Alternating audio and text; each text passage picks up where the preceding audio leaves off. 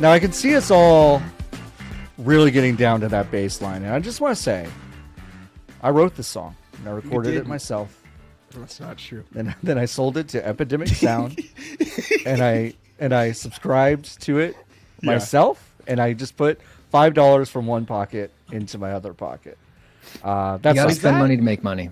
Yeah, you gotta spend money to make money. That's so true. Hey, it's episode 41 of the VGB's podcast. Welcome in. I'm one of your hosts, John Warren. With me is forever co-host Nikki Grayson, who just got up. Great. Hey, the dog is like investigating the stairs. Oh, okay. Intently in a way that has she never been up? Has she never gone up there? No, she has, but she was like she's straddling the stairs. Okay. But she's regular. Hi, Nikki. How's it going? Hey, what's up? Nothing much. Yeah, you can see Nikki on the PAL block. That's right, starting March 13th. Giant Bomb and GameSpot doing what, like 18 hours a day of content? 35 straight hours of live content. 35 straight hours. Jeff Grubb talking into a microphone, trying to make us care. We're just trying to see if we can kill a person live. I know. On Twitch. It's amazing. It's been a couple of years since someone died. Nikki, also the third member of Scottish folk rock band The Proclaimers. Welcome in. Today. Listen, I would walk 500 miles, and I would also walk 500 more. Incredible. Just to be the man who walked 1,000 miles. With us today, very special guest, a senior video producer over at Polygon.com, and the fourth member of Scottish folk rock band The Proclaimers. It's Patrick Gill. Hi, Pat. Hi. It's so nice to finally be here on the Babylon Bee network. Well, this was fun. I was really excited to start this episode, and now I'm really sad to be on this episode. But that is true. We are part of the Babylon Bee network. We are revealing that today. The check should be bigger, though. Check should be bigger. I do feel like, I do feel like it should be. God, that's funny. Shit. Hi. I ate too much. I ate like fajitas for two, but as one person today. I failed to eat today. I had an energy bar. What flavor? Protein bar. It's one of the Costco brand protein chocolate chip peanut ones. Yeah. I'm trying to get protein up in my own life, but it's really difficult because I'm allergic to most of the sources of protein. Dude, yeah, they hit me with eggs this year. They told me. Damn. Honestly, it maybe is a blessing because it happened like 3 months before eggs became unattainable. Yeah, unobtainium. Unegtanium. But yeah, I'm not on eggs. Which protein sources can't you use? I can't do anything legume based, so no nut, no pea protein, that damns me from the majority of the brands because they're like, we found this new source of protein. No one's ever heard of it. Peas. It's like, I can't do it. So now my only option is whey protein, but then I'm lactose intolerant. Oh, man. So then the number of stuff that has whey protein in it, but they're like, well, it's already mostly milk. So we'll just put straight milk powder in this stuff also to bolster it. And it's like, well, no, I'm going to shit myself to die. All right. So I can't do that either. Like, Nikki, how did you become Chucky Finster? It's like every single I don't know. It's like that's the power of age.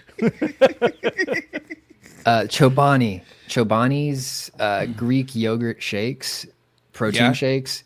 They're lactose free. Active cultures, obviously, so that if you got dairy problems, that usually helps with it. About 20 grams of protein and some delicious flavors as well. I got to get in on there. Yeah. No one needs to know this, but we go through a lot of Chobani here at the house, and literally every time either my wife or I ask the other to get it at the store, we go, Chobani, like nobody. That's good. Nobody, that's like so fucking really dumb. good. And we've been doing it for like 10 years. We're doing it for like as long as we've been together. It's a good bit if it makes you laugh. Yeah. And it's not racist. Yeah, I think is it. No, I don't think it is. You can't be racist to Greek people. I mean, we're willing to try, you know? I just don't think... Yeah, you should ask some of my British relatives about that. They'll introduce new and exciting ways to be racist to the Greek. I was listening to the song "Stepping Out" by Joe Jackson earlier today, and I was like, "What's Joe Jackson's deal?" And I just went to his Wikipedia page right before this started. Under other activities, it says Jackson has actively campaigned against smoking bans in the United States and United Kingdom, publishing a 2005 pamphlet and a 2007 essay on the matter. Now, smoking bans kind of incredible. is just that you can smoke inside, right? Yeah, that's it. All he. That's it. It's just he wants to smoke on airplanes again. Yeah, he wants to like smoke in any restaurant or like an airplane again. That sounds like a nightmare. Yeah, it sounds like it was a nightmare. I mean, I remember it too. Yeah, I was gonna say, like, I remember being in cars and restaurants and planes where you could just fucking airplanes. Yeah. Mm-hmm. The idea of being at the Pizza Hut after the sit-down Pizza Hut after I've won my soccer tournament with like the stained glass, like lights the chandeliers, above the table. yes. But then also everybody's dad is ripping a pack of cigs. Yeah. Yeah, it's crazy. And then you go in there and let's say your dad just quit smoking, and they're like smoking section or non-smoking section. This used to be a thing. Yep. The delineation was completely arbitrary because like we would be sitting like room. a booth next to somebody ripping butts. Yes, it's exactly right. And I also remember a time where they finally kind of got rid of smoking rooms in hotels, but there was like a good 2-3 years where you could still tell by smell which rooms used to be smoking rooms. It was just like it just wouldn't go away. So it was scary. Yeah, it was kind of scary. Southwest is taking away the free bags, but do you think they'll bring back smoking on the flights as kind of like a make good for the bags thing? My godfather's second wife, her dad was... Jesus, I didn't think we were going to have to go further out, but okay. I could have just said someone I know, but that wouldn't have really worked. Wouldn't have hit. But he was in charge of a lot of the Southwest Airlines decisions in like the 60s, which were like, you have to call them stewardesses. They all wear skirts. You are smoking all the time. Like he made like all the choices that I think got like the first group of people into Southwest Airlines before it just became like a fucking bacchanal free for all of like just sit wherever you want. Nothing matters. Nothing matters. Like listening to him talk about peanut casings on the floor. Yeah, 100%. It's a bus. It's fucking Roadhouse, like Roadhouse in the sky. That's it. Terry Funk is there to like rip your throat out. If you're rowdy. Yeah. I have an airplane question. Oh yeah. Yes. What's that? Could it really melt steel beams? No. How many sodas is it appropriate to drink on a flight? Oh, that's a great question. As many as they'll give you. Okay. Let them cut you off. But I mean, appropriate how? Like appropriate, like it's uncouth, or like I don't know. Piss all over the airplane. I was sitting next to a guy on one of my last JetBlue flights. Yeah. Who like kind of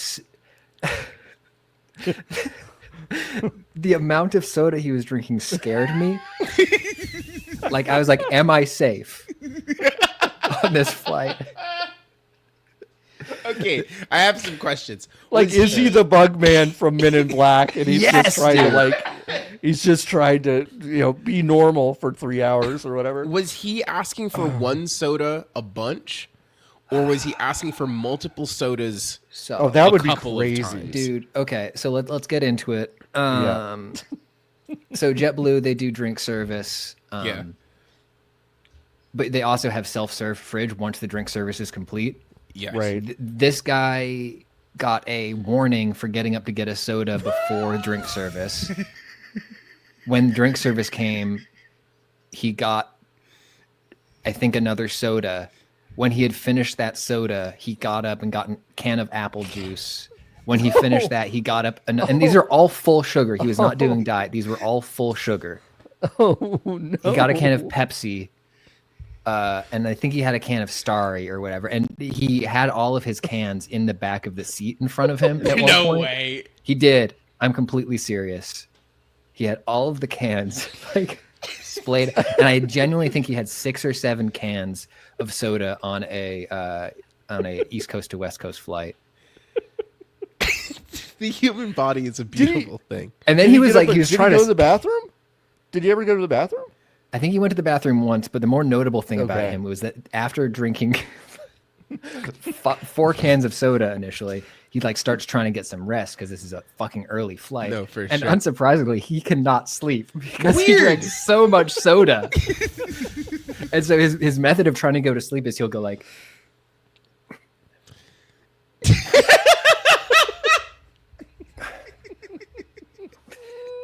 And he's moving that often, and I'm like, dude, you got to settle down. Yeah, you have to just kind of sit. Well, the sugar's not letting him. The sugar and the caffeine aren't letting him.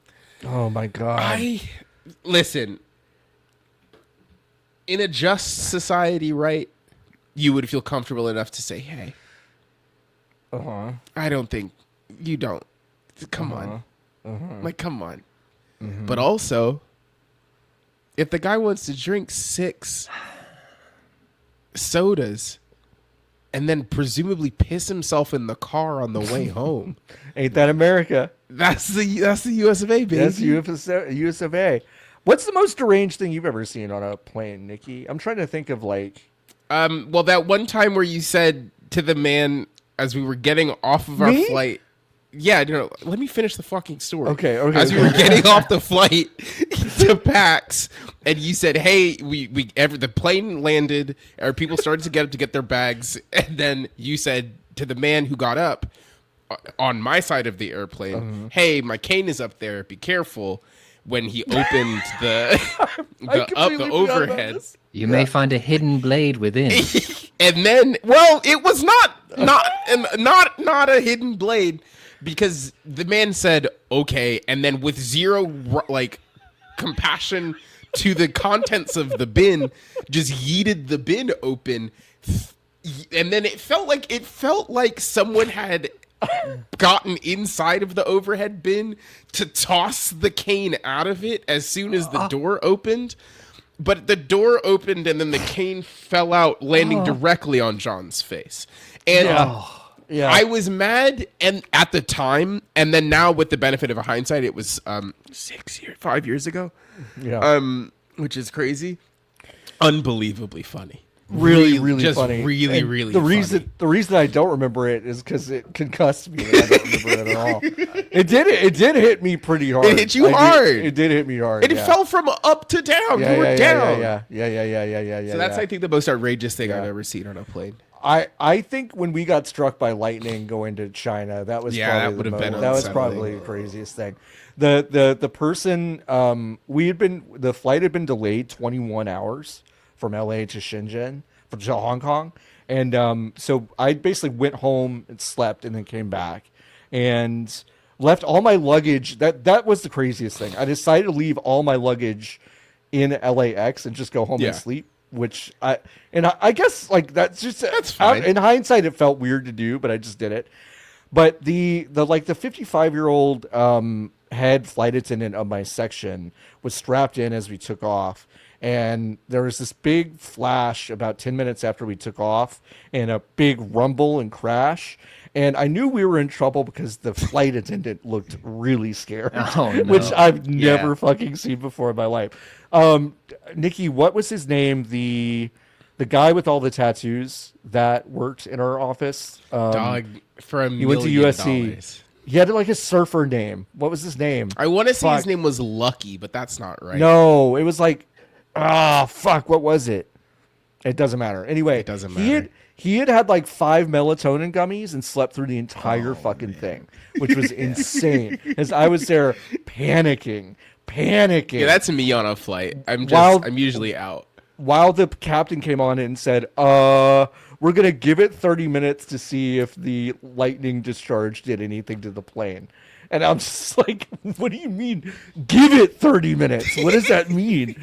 So that wasn't deranged. It was just scary. I'm trying to think of there was a guy obsessed with Ebola on a flight once who was scared that someone sick had Ebola. On the plane. That's freaky. And he kept asking the flight attendant about it. And that was too late, weird. Bud. It's too late. At that point, you're already on the tube. You're getting outbreaks. You're getting outbreaks. Yeah, the monkey might as well be in here scratching you. That's tough. That is tough. We're going to start with a new segment this week I like to call Monster Hunter Corner. Hi, welcome to Monster Hunter Corner. A new corner where Nikki and I try to make good on the 5 years that we've said that this game is bad. Hi, I'm one of your hosts, John Warren. With me is my also forever co-host, Nikki Grayson. What's up? And I want to welcome today... This is gotcha journalism. Maker of an absolute banger guide for Monster Hunter Wilds, Pat Gill. Pat, welcome to our segment where we talk about Monster Hunter. How are you liking Monster Hunter Wilds? I'm having a lot of fun with it, and I need to stop playing it so much. Sure. Just so I can move on and do some other things with my life. Yeah. But yeah, I really like it. It's definitely. I'm curious to hear what you two think on the difficulty scale, but it's definitely the least challenging one that I've played. But I have also cumulatively, like each time one of these games comes out, I add 100-something hours to my total time playing Monster Hunter in my life.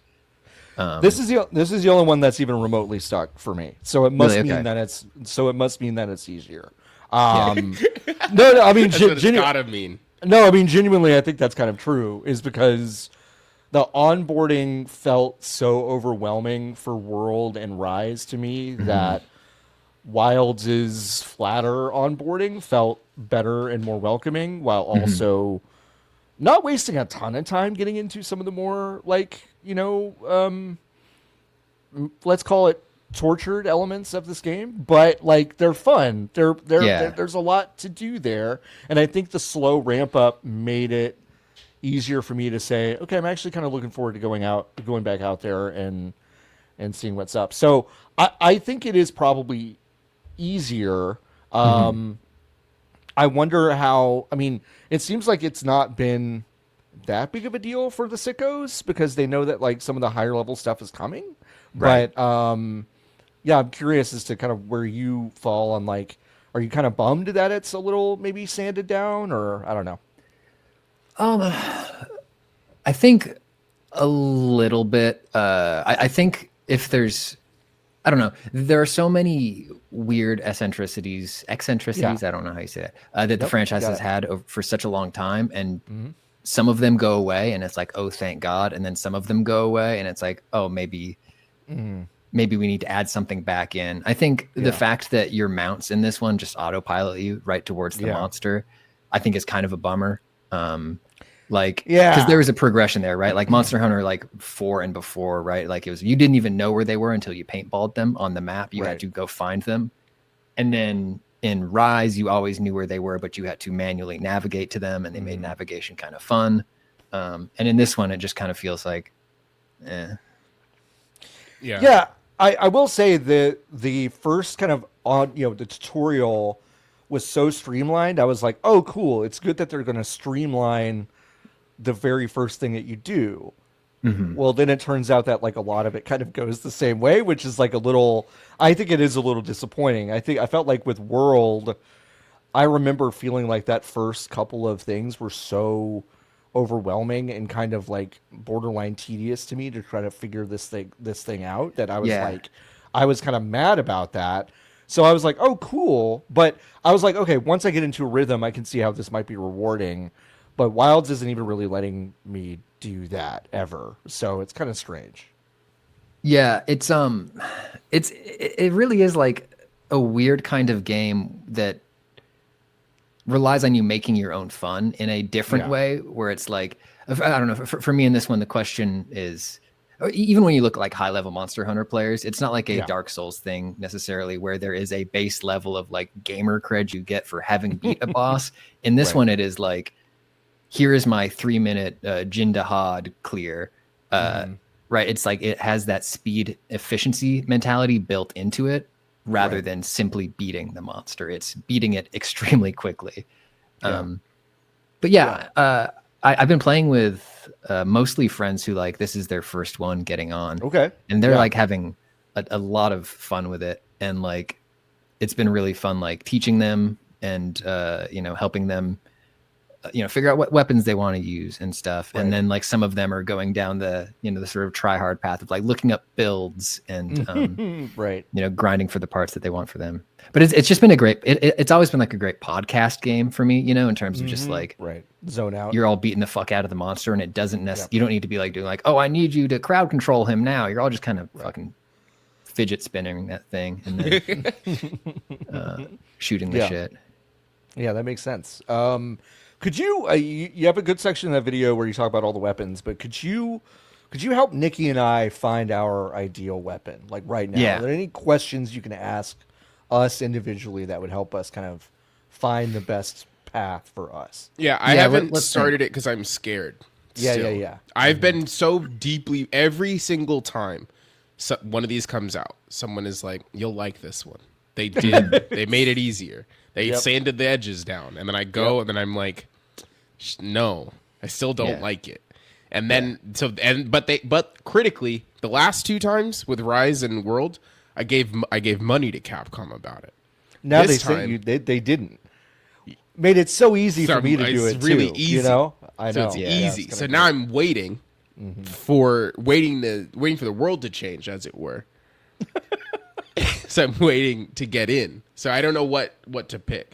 The last time I played this game, I picked Insect Glaive, and then it was too hard, and I didn't get it. But it seemed the coolest. Yeah, that's like picking the theremin for your first instrument. Fuck. All right, let's see. Okay, give me your favorite professional wrestlers. Great question. Or a wrestler who you would wrestle like if you could like Freaky Friday into a wrestler's body and do all the stuff they do. Ricochet. Great question. Okay. I think it would be really sick. I saw that man do a million flips on Sunday. I know. It'd be really like I just want to see you do a flip and watch your knees burst like bags of Skittles. Like it's just like I can't wait to see that. But I can see that. I think you would wrestle like Ricochet. I think that's true. Yeah. Okay. How about you, John? Oh, I would. I think ideally I would be like Bryan Danielson for sure. Bryan Danielson. Okay, so technical. Yeah. Compact. Yeah. Okay. I like to kick people. I like to stretch people. Yeah. Yeah. Okay. So Nikki, I think you should try out maybe a lot of my friends really like especially my friends who are just starting, they like the dual blades because a lot of my friends they like to play rogues and stuff. Yeah. It's got one of the fastest movement speeds, so you don't really have to deal with the annoying thing in Monster Hunter where you take your fucking sword out, then you can't move because you're too slow. Yeah. You're just sprinting around. And then on top of that, like once you start learning the meter management system for it, you start getting into like the meta game of like balance or building meter and spending meter, building meter and spending meter and staying in the mode you want. And it also has like perfect parry dodges, which feel really, really sick. Oh, sick. I do like those. And then Danielson, maybe longsword or let me think. Who is the? Damn, it's too flashy. It's all perfectly clear in my head. List of weapons. I think, honestly, maybe greatsword. Okay. Yeah, because like he's still got impact. Yeah, for sure. Oh fuck! You know what? Lance. What? Lance. Okay. Lance is one of the ones that. So my friends who just started playing this game have had this experience several times where they look at a weapon and they think like it's probably that one's got to be boring, right? And then they play it and they're like, wait, no, okay, like it actually feels very good to play. And Lance and Sword and Shield are two of those where you get into them and you start figuring out what the depth is and the flexibility of them. So Lance has got like a shield. You can do these weird like shield parry kind of things. Yes, tons of parries. It's very much about like doing steady damage, and then the moment you think the monster's about to do something to you back, you pick one of your parries that you think will be appropriate for the moment. And it's also fun because you just don't have to run from the monsters. Like you can stay up on them and just pretty much tank anything they do to you, and it can be really, really satisfying. That's awesome.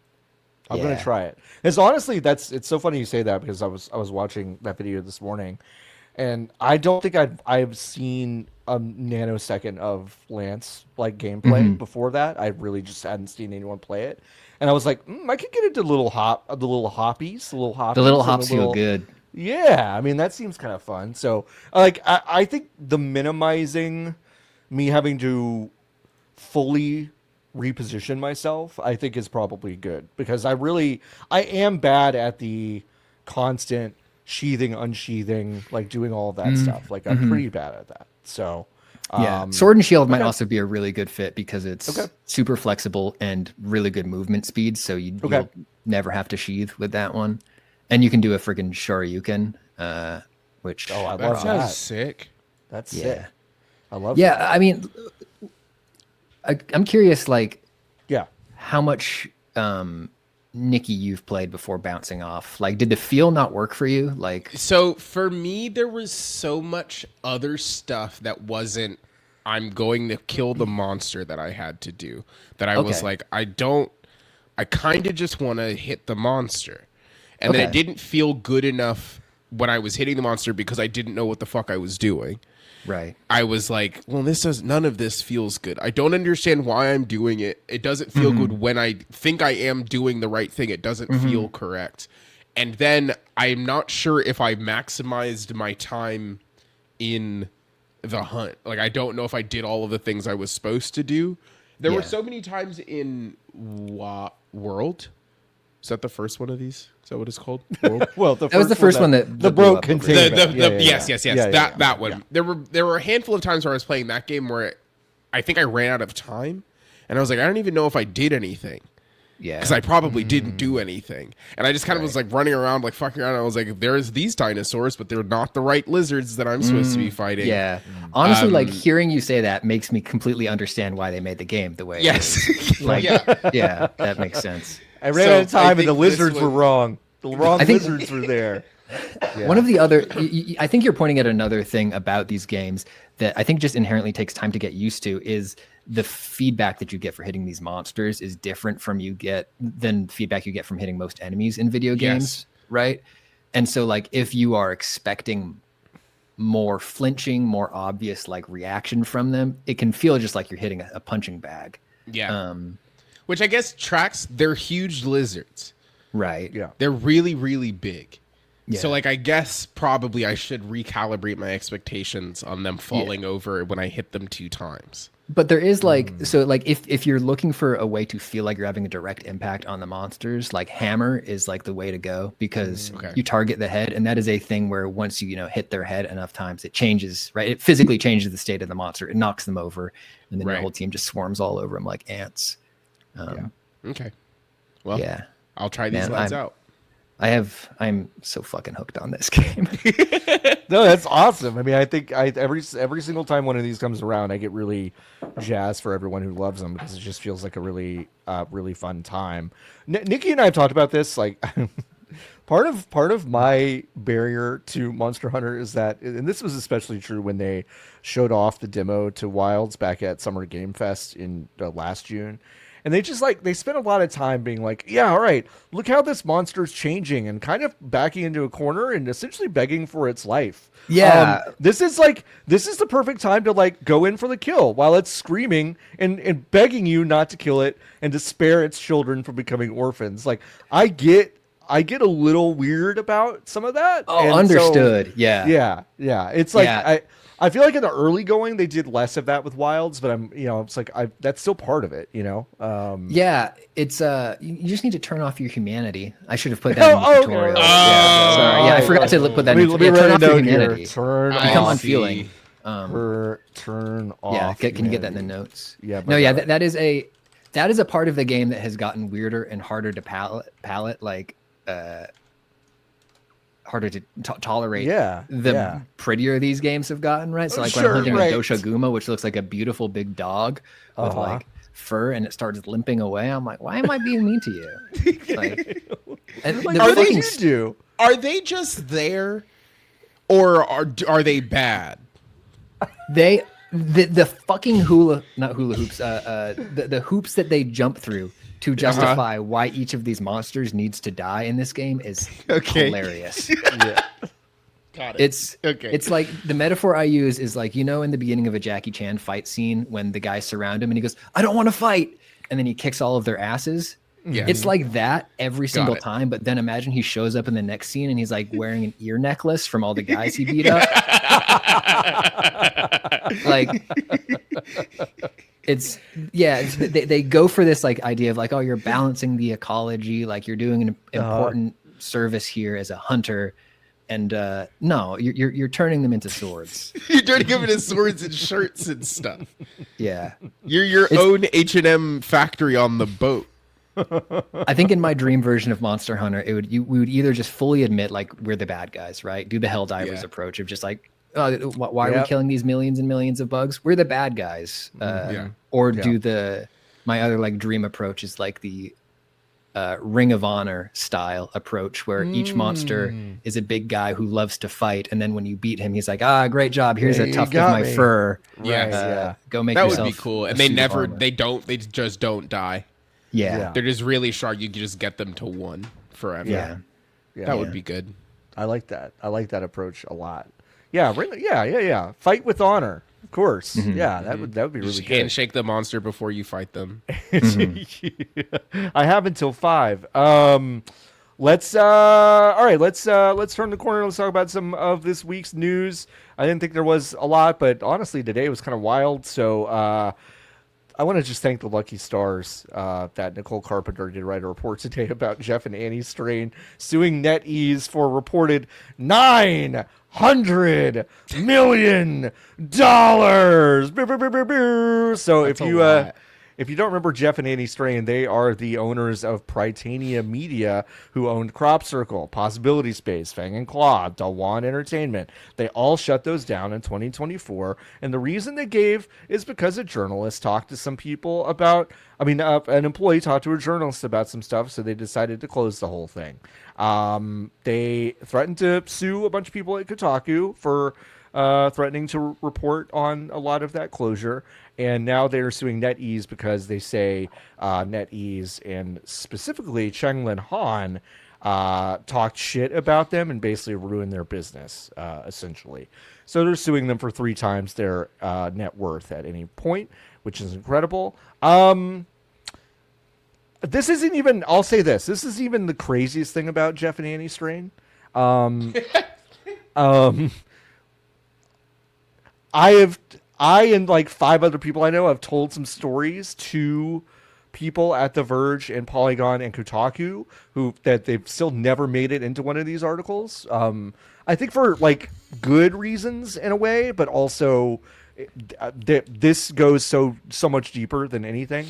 Austin Walker did go on to Blue Sky to say that yes, the reason they gave during the closures was an employee talked to a journalist, and then whatever severance that they promised has never materialized. So, okay, so I saw this note I saw this in the show notes, and I thought he was talking about the show, and I was like, I thought it seems like a show he would like.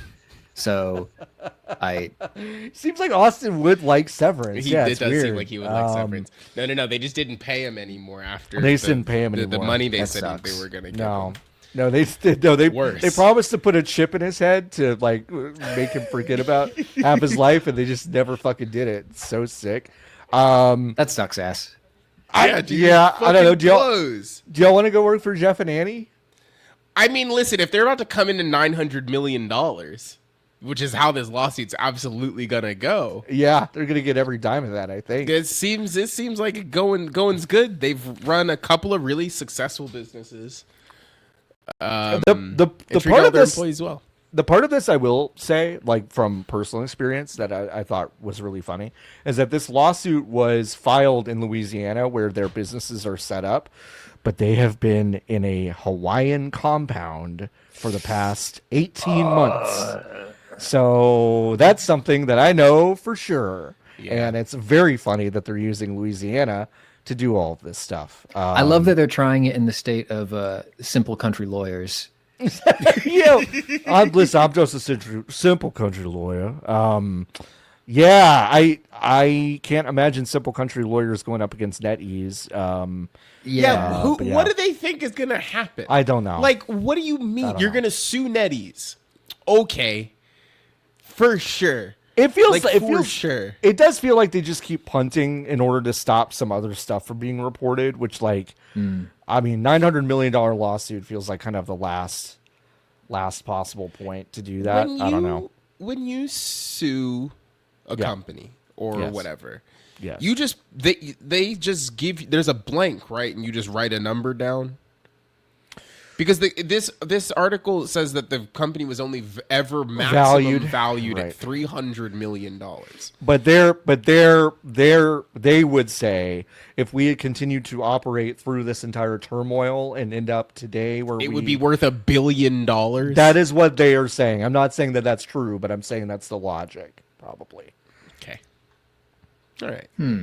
They're not going to see a dime of this. I can almost guarantee you. No way. Yeah. I mean, sorry, why would they be mad at NetEase?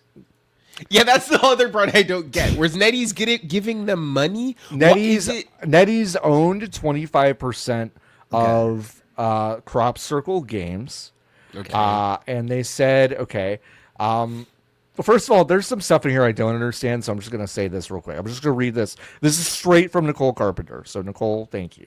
NetEase, for its part, was an investor in Crop Circle Games. Per documents filed in court, Prytania Media owned approximately 75% of that particular subsidiary, and NetEase owned 25%. Both Annie and Jeff Strain resigned from their positions within the studio when filing the lawsuit, leaving NetEase executive Shanglin Han the remaining board member. Technically, the lawsuit was also filed against Crop Circle, bringing Han in as the remaining board member.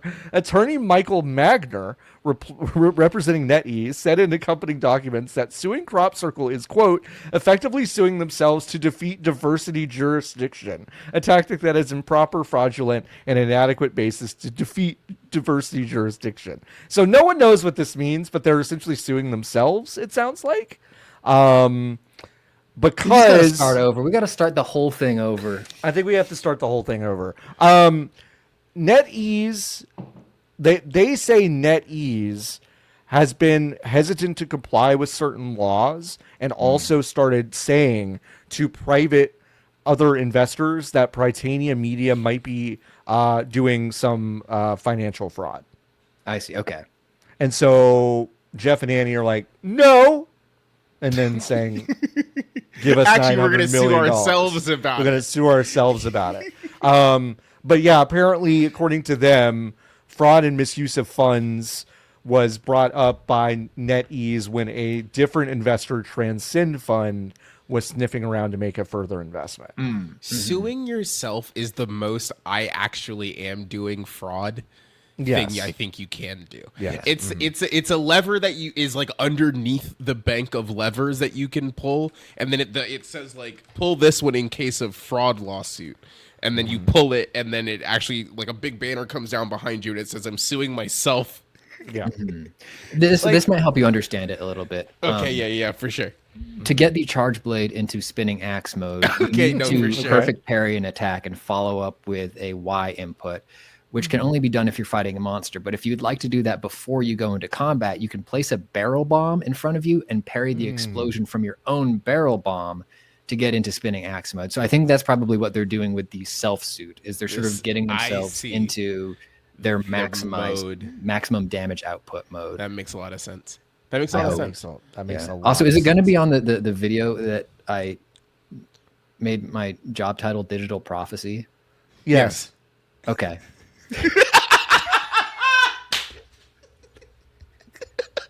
So I could tell you I could tell you how to change it if you want, but I don't really want to because it's good. Also, about 15 minutes ago, I was like, what does that mean? And I was thinking like, maybe Patrick will tell us about it. What is Digital Prophecy? You want to plug it right now? Digital Prophecy? Sure. It seems like something you want to plug. Well, Digital Prophecy was Shingy's job title at AOL, and I'm trying to bring it back as a thing because, dude, that Shingy made so much fucking money doing nothing. He went up on stage, had the craziest hair you've ever seen, and said emails are coming. and that was it. That seems like a digital prophecy And to he me. was fucking rich for it. Yeah. If we don't start over, we should at least go back to when Shingy had this job, and then I think all of us should get one 6-month chunk of time in the role. Yeah, I like it. I like the idea. Do y'all remember when John Fogerty was sued for plagiarizing himself? Because that's kind of what this reminds me of.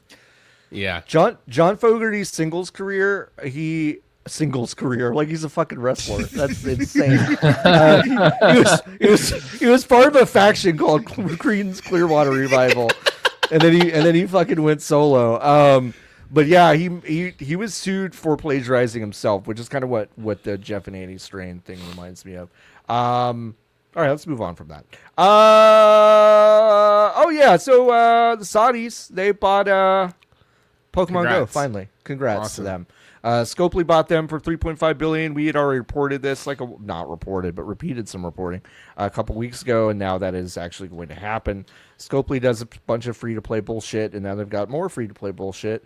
It just has, geolocated bullshit in it now. So, congrats to Saudi Arabia. They've never had anything. They've never had anything. That's it. They've got some stuff. They don't have anything other than the company that has the most money ever in the history of the planet. Anyway, watch Formula One this weekend. Watch Formula One this weekend. It's there. Patrick, when was the last time you played Pokemon Go? I played Pokemon Go very briefly the year it came out, and then never since. Yep, describes me as well. It was not for me. Yeah, that's because it wasn't good. Well, I mean, listen, that week where you could go to Santa Monica Pier and there were 80 million people there, that was kind of for cool. Sure. But the game part was not good. No, that was the part. The reason that game was cool was because people hadn't ever had desire to be outside with other people they didn't know before. Yeah, I know. That was all that was. That was cool. That part was really cool. Yeah, it was. The game itself aspect of it was neither here nor there to me. And it hasn't been neither here or there in any iteration since they did the Pikmin one or the NBA one or the Wizards one. Yeah, there was you don't know about the NBA one? No. It's called NBA All World or something. And it is functionally it's the exact same, except you make your own NBA player and you go around and all of the Pokestops are basketball hoops. And then instead of doing the catching mini game is you basketball into hoop. Man. Yeah. Yeah. That's smart. I can't believe it didn't work. It was and then smart. They named another game Wizards Unite. Yeah. Was that a Harry Potter one or that was a Harry Potter one? Okay. Yeah. Wizards Unite. There's a Monster Hunter one of these too. And there is a Monster Hunter one, yes. Yeah. The Pikmin one is apparently not like them at all. No, not the Pikmin one is very Pokemon specifically about. It's essentially like a pedometer. Yes. Okay. But people do like that one. Yeah, that one is cute, but I fell off using that one because it just drained my phone battery so quickly. Yes. That's why people have. That's the thing that fucks me up. The reason people who play these games for real just have their old iPhone with them all of the time, and they are carrying two phones with them, hotspotting their Pokemon freaks. Go phone to their regular phone to play Pokemon Go while having their regular. It's nuts behavior. Yeah. It's not right. Yeah, I knew somebody who carried a one of those USB power bricks around in his back pocket for that purpose. Yeah. It was making our culture sick, so I'm glad. I thought it was going to be going away. It's not. They're making more of it. Yeah, they're making more of it.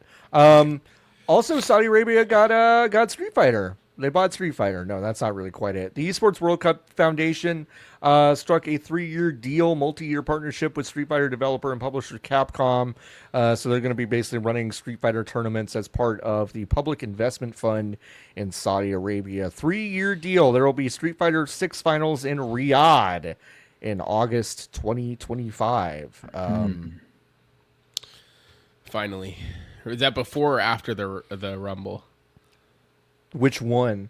The Royal Rumble. Well, the king of the crown, King and Queen, Crown Jewel, King and Queen of the Ring. Yeah, that'll be in June, I guess. I think. Okay. King and Queen of the Ring. Yeah, yes. King and Queen of the Ring. Are they letting the women wrestle on these shows now? Yes, but they have to be the most covered you've ever seen. Interesting. They look like Power Rangers. Yeah, without the helmets. They do look like Power Rangers. Yeah, yeah, no helmets, but they're letting them. That's wrestle progress, I guess. Yeah, they haven't cut up Chris Van Vliet at the airport yet. So you know, they haven't done that yet. Found in pieces. Yeah. Only his kids remained. Sad. God, so sad. Yeah, this is, I don't know, whatever. This is just like fucking status quo. I think we're gonna keep seeing these over and over and over again. My guess is Riot kind of like backed off of this, but my guess is they go way back into it. I don't know. That's just the checks have to come from somewhere for them. Checks have got to come from somewhere. It's true. It's incredible, like the like the power of a billionaire, trillionaire, whatever, right? Like a rich guy. Yeah. To turn a world into his toy box. Mm-hmm. It's incredible, right? Like the fact that they fucking got Shawn Michaels to come back for one of these. I know. That was like the moment where I was like, oh, they have magical powers. These billionaires. They can do whatever. They can do whatever.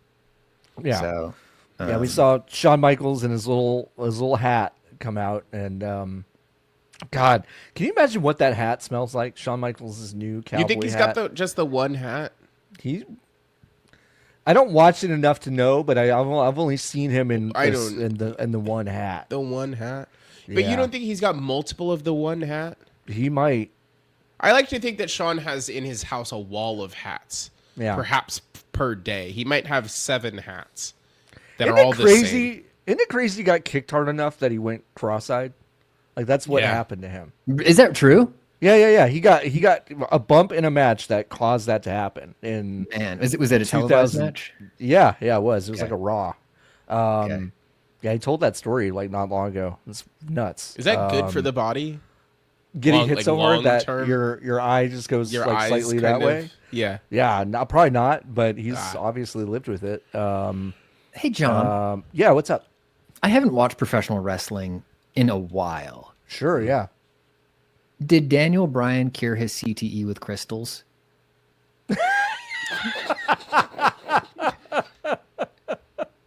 I mean, because he seemed to have it really bad for a while. He seemed to have it really bad. So the healing power of leaving WWE seems to be very powerful. Yeah. So I think he left, and then he got like other opinions from doctors who I guess maybe didn't care if he lived or died, or not on Vince's payroll or whatever. But I could easily make an argument like Vince probably doesn't like him. Probably right? For sure. So I'm sure there was a little bit of that going on. I think it was probably both sides were wrong. Yeah, probably. Yeah. Long term, was it good for Bryan Danielson to come back and wrestle for as long as he did? Wrestle more? No. Is he retired? Definitely not. Yes. He did retire. Would you like to know how he got retired? Because it's kind of crazy. Great question. It wasn't a fake concussion angle, was it? Stupider. So Dean Ambrose got really mad at Bryan Danielson, John Moxley. Yeah. And on 2 separate occasions got the chintziest plastic bag you've ever seen in your life. And put it over Bryan Danielson's head, suffocating him. Yes. And that's how he lost it. That's it. That's it. Yeah. Kind of a wet fart of an ending for his career. He had said the next time I lose, I'm going to retire. Yes. Yeah. And that's when he lost. That's when he lost. And then they put a bag over his head. And it was really anticlimactic. Yeah. Yeah. What a bummer. It was kind of a bummer. But what an incredible career. Dude, great yeah, career. no, great. Have you? Incredible Sorry, No, please pull me back on task if we're too far. No. We're good. That's the whole point. Yep. Have you watched the in-arena video of his walkout against the guy who ended up wrestling as Itami, Hideo Itami? Fuck, what was his name? Kenta. Dude, with the final countdown playing in, so good. downtown Manhattan. It's just So like, fucking good. That sounds sick. the crowd is just slamming their hands on the so plastic good. barrier, and it looks so like gladiatorial stuff. It's so beautiful. It's amazing. Pat, who's the coolest? What's the coolest a wrestler has ever been, in your opinion? Ooh, shit. At an indie show in Rhode Island, Paul London came out, and he spent so much time walking through the audience that they had to loop his theme song 4 times, and then he went to the bathroom, and I was in there, and he peed next to me, and then he left without washing his hands and went to the ring and wrestled his match. Didn't have time. Paul Had other places to go. London used to work at the warehouse that I worked in after I graduated college, which is very cool. Yeah, it's Small weird. world. He had worked there like 6 years before, but then I got there and I mentioned something to someone. He's like, "Oh yeah, Paul London used to work here." I was like, "What?" Because he was an Austin guy. Yeah, I used to just post photos from like the indie shows I'd go to, and I think I tagged him once. So he followed me, and he would just like any photo I posted of a dog after that for like 4 years. Oh, that rules. Yeah. Oh wow, that's a good vibe. How about you? What the two of you? What do you think the coolest a wrestler has ever looked is? I mean, Asuka when she does literally anything. Yeah, Asuka's great. Sure. I mean, there's like a 4-year run from Shinsuke Nakamura that I would put up against. Sure. Pretty much anyway. There's And this by the way, he's free.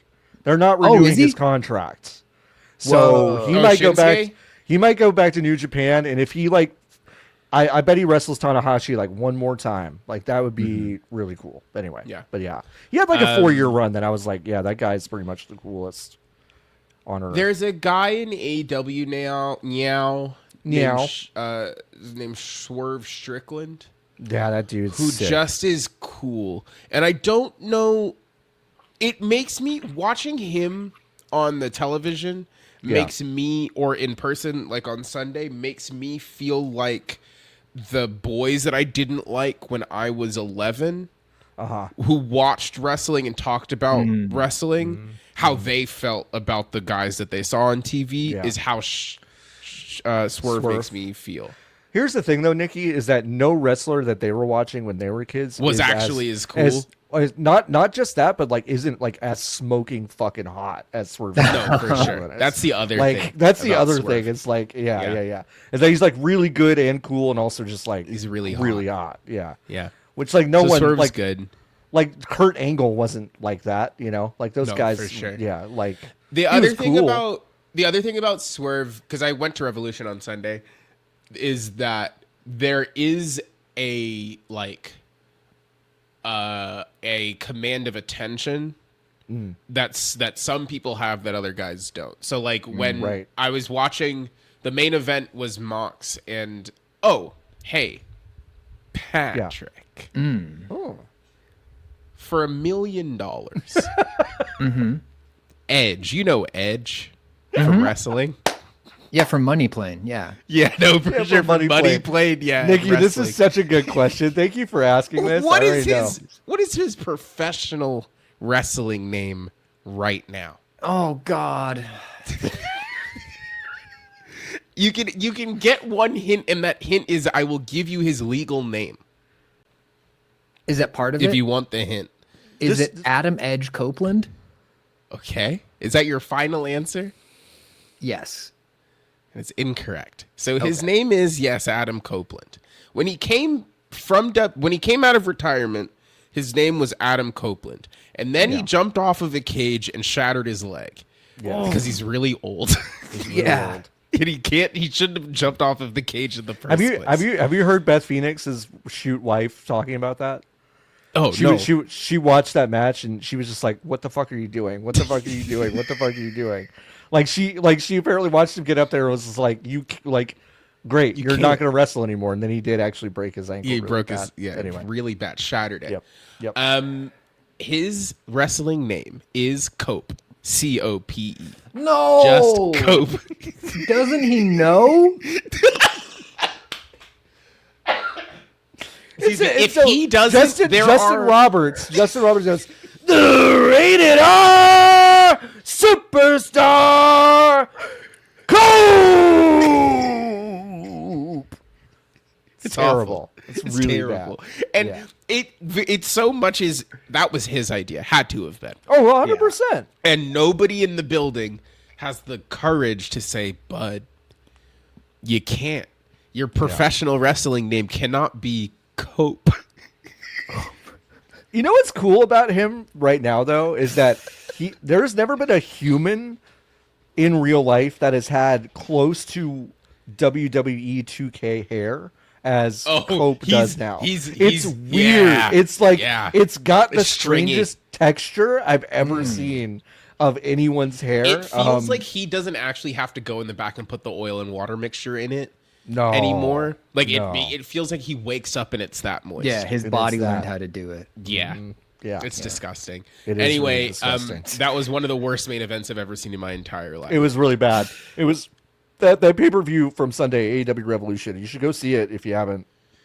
It's like 3.5 hours of like all gas, no breaks bangers, and then like one of the worst matches I've ever seen at the very end. Which was Christian Cage is there, and he tries to cash in the Money in the Bank equivalent, and then they turn it into a 3-way match, even though they multiple times were like the contract was for a one-on-one match. Yeah, hey Pat, what does Christian Cage wear to wrestle now?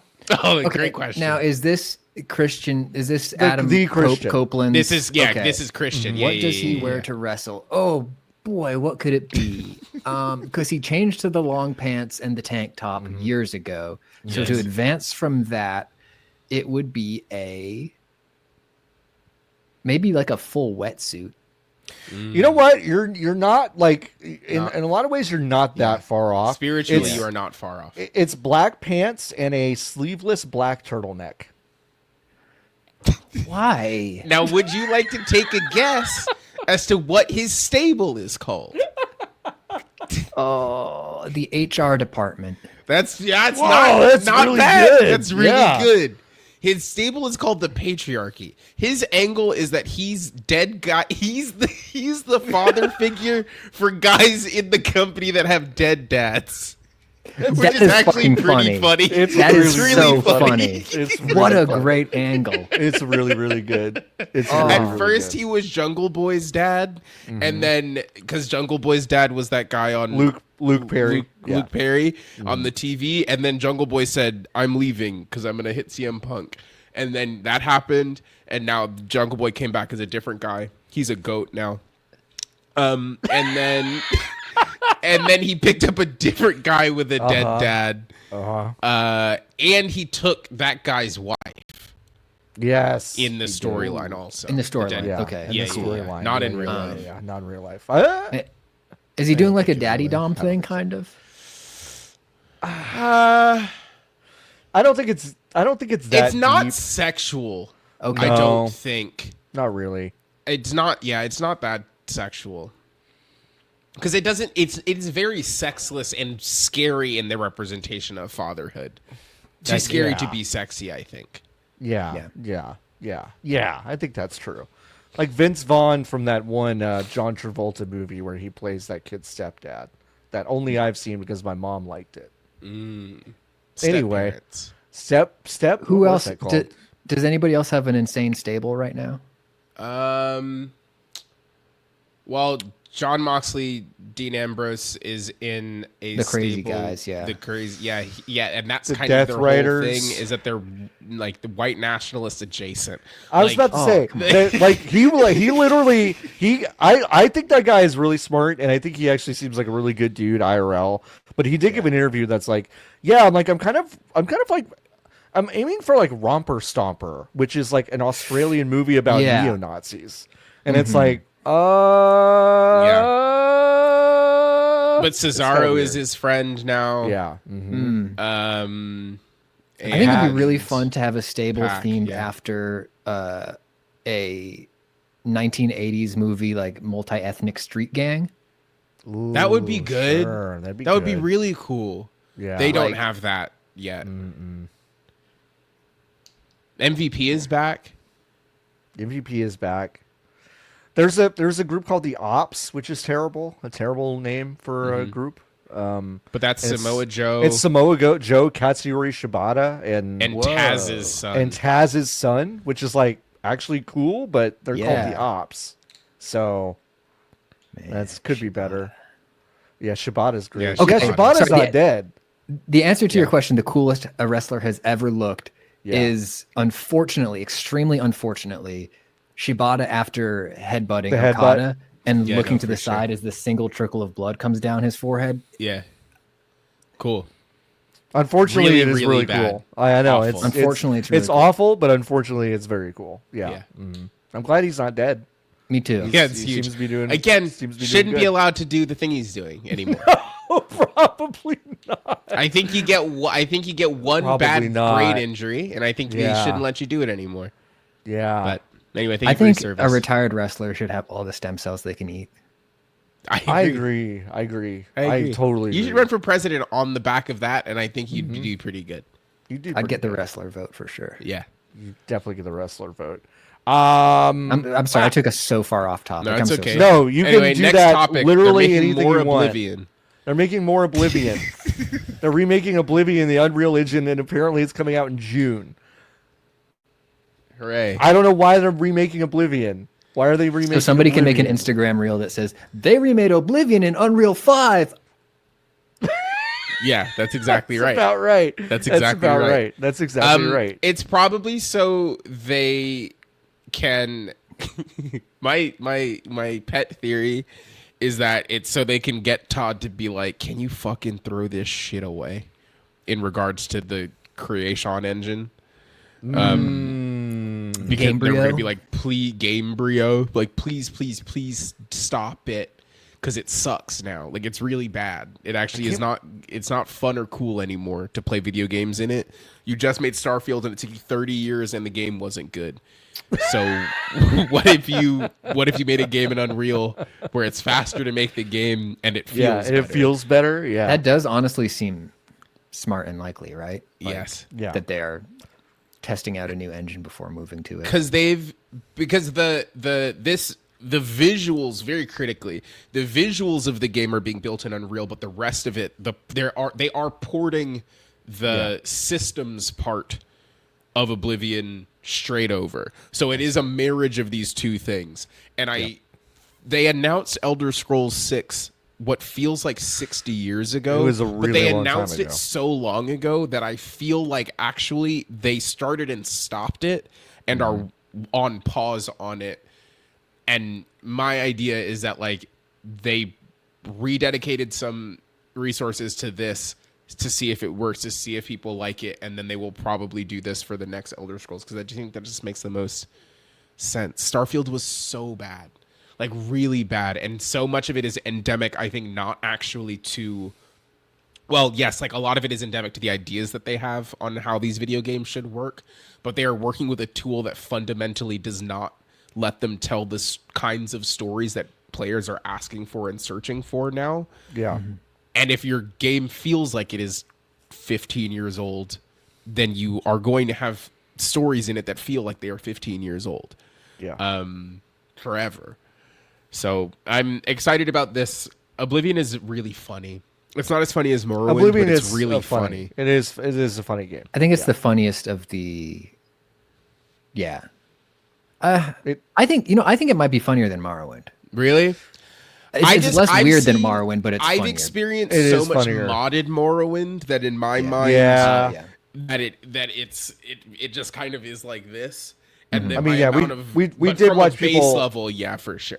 We did watch people play. It was Merritt who played the one where you get adopted by Sephiroth or whatever. You find Yes. Sephiroth's adoption Yeah, like papers, regular- like regular really Morrowind. really fucking funny. But yeah, I do think vanilla Oblivion is very funny. So hopefully they There's a don't lose that guy aspect. who gets big, cool jumping boots. You're Is right. that in Oblivion? That is No, that's the very No, beginning it's of Morrowind. Yeah, Yeah, no, it's that in was in Morrowind. Morrowind. Yeah. He gets boots that let him jump really high. And then he jumps really high, and then he fucking dies when he hits the ground. Yeah, he realizes he doesn't know how to land. Yeah. And you can do the same thing. Yeah. But if you have a spell of slow fall in your inventory, you can cast that in midair. Yeah.